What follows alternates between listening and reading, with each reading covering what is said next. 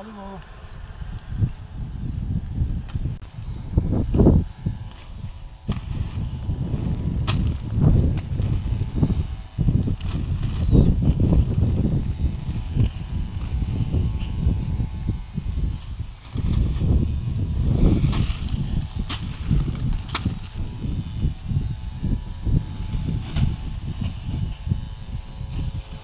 मला सांगा काय नाव आहे तुमचं आणि काय झालं होतं मिरचीला?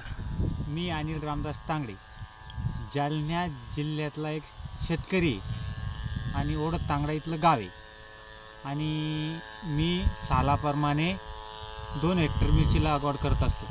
पण यावर्षी काय झालं, 2 हेक्टर मिरची लागवड केली, परंतु आपल्याला ते व्हायरस आल्यामुळं त्याच्यामुळं कत्ताईच भाव नाही भेटला.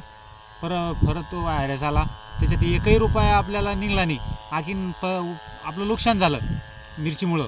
तर त्याच्यामुळं आपण पारंपरिक पिकं होते आपले पहिले, सोयाबीन, मक्का, सरकी, तर ते पिकं घेत असताना तर आपल्याला त्याच्यात पुरवडत नव्हतं. सोयाबीनला भाव नाही, मक्काला भाव नाही आणि कपाशीला भाव नाही.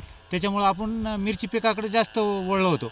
परंतु याच्याकडे वळत असताना यावर्षी मिरची जास्त लावली तर त्याला भावच नाही आला. हे आपलं त्याच्यावर रोगच खूप आला.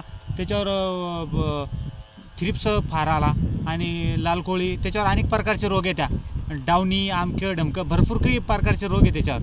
पण आता ते असं असल्यामुळं आपल्याला खूप तोटा आला. पण संबंधित कृषी अधिकाऱ्यांनी आणि संबंधित कृषी मंत्र्यांनी आपल्या शेतकऱ्याकडे लक्ष द्यायला, मायबाप सरकार आहे ना ते, त्यानं आपल्याकडे लक्ष द्यायला पाहिजे. ते कोणत्याही प्रकारचं आपल्याकडे लक्ष देत नाही. त्यानं काहीतरी काय सांगू शकता सरकारला? काय इच्छा आहे तुमची? सरकारला इच्छा आहे बा, आपले काहीतरी लक्ष द्या आमच्याकडे चांगलं. ते आपली थोडी काय होत नाही भरपाई द्या, नाही तर आपल्या सोयाबीन, मक्का आणि कपाशी याला योग्य भाव द्या. काय नाव आहे तुमचं? दादाराव शंकर तांगडे. काय झालं होतं मिरची? आपल्या मिरचीवर पहिल्यापासूनच व्हायरस आला. यावर्षी खूपच व्हायरस आला. असं वाटलं की मिरची चांगलं राहील बा, चांगलं नगदी पैसे निघतील ते होतील. पण यावर्षी काही बेनिफिट राहिलं नाही. ते आतापर्यंत 2.5-3 लाख रुपये खर्च झाला, पण ते खर्चसुद्धा मिळाला नाही. आता पस्तावलो आम्ही की बा सोयाबीनच पेरली असतील, मक्काच पेरली असतील, तेच बरं झालं असतं. पण आता ते सर्व उलटं सुलटं होऊन गेलं.